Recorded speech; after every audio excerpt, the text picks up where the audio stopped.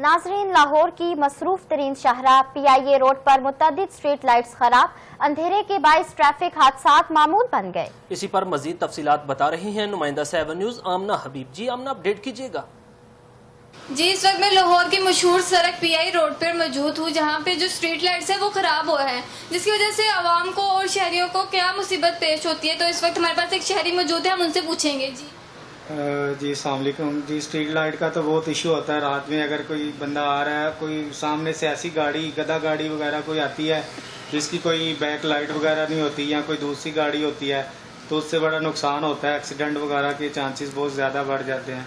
तो गवर्नमेंट से गुजारिश है कि इस पर एक्शन लें और जल्दी से जल्दी स्ट्रीट लाइट का मसला हल कर दें। जी, आपने शहरी की बात सुनी, उनका कहना है कि जो गवर्नमेंट है वो जल्द अज जल्द इस मसले को हल करें और ताकि जो आवाम है उनको कोई परेशानी ना हो, एक्सीडेंट कम से कम हो। जी बहुत शुक्रिया आमना हबीब, आप हमें शहरियों की मुश्किलात से आगाह कर रही थी।